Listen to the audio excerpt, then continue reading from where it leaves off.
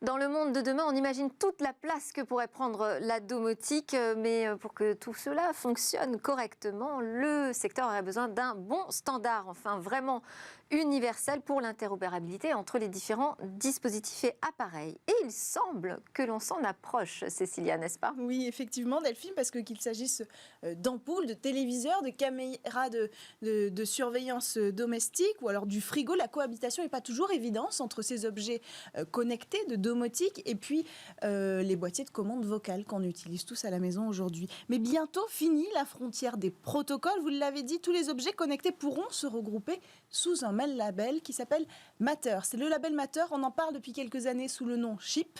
Maintenant, il s'appellera Matter. En fait, il est là pour favoriser le marché de la domotique. Il a été initié par Google, Amazon, Apple, Comcast et SmartThings, les leaders des plateformes de commande vocale, de boîtiers à commande vocale. Ils ont décidé finalement de s'unir pour standardiser, pour influencer dans le bon sens le marché. Mais c'est surtout, Matter, le fruit de l'alliance entre les constructeurs du monde entier d'objets connectés, comme Philips, Ikea, Legrand ou Huawei, et puis les grands acteurs de la gestion domotique, je l'ai dit tout à l'heure. En tout, plus de 350 organisations sont membres de toute taille et de toute catégorie confondue à travers 37 pays quand même. Tous se sont regroupés pour former ce qu'ils appellent la Connectivity Standard Alliance. Et puis le label, il va permettre à l'ensemble des appareils connectés donc de communiquer de façon universelle entre les différentes applications domotiques et surtout ces fameux boîtiers vocaux. Alors expliquez-nous sur quelle base repose ce nouveau standard. Alors c'est une approche open source.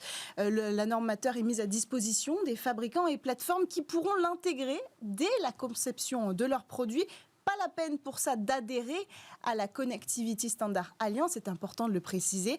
Une norme commune pour simplifier le jumelage, la gestion et aussi la sécurité des différents appareils connectés à la maison, parce que si ce label prouve sa valeur, ce sera aussi un gage de qualité en termes de sécurité des objets connectés.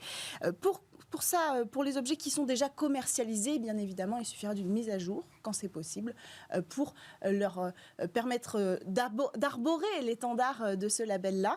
Et puis, la première version des spécifications du protocole, elle fonctionnera sur les technologies de réseau déjà existantes, Ethernet, Wi-Fi, Thread, et pour faciliter la mise en service, Bluetooth Low Energy.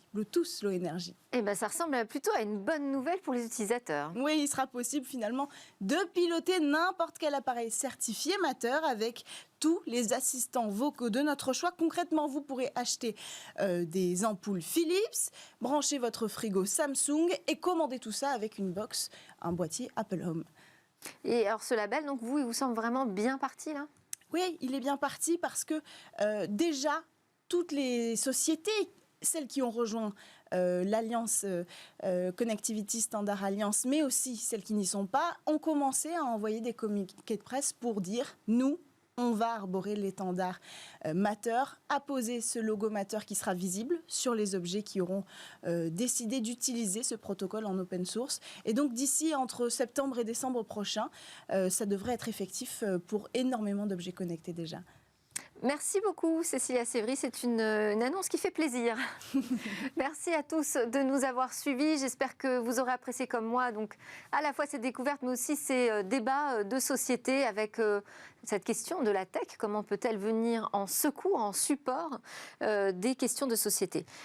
Je vous donne rendez-vous demain pour le vendredi, c'est la grande interview. En attendant, vous avez le Lab avec les entreprises du numérique qui viennent pitcher chez nous.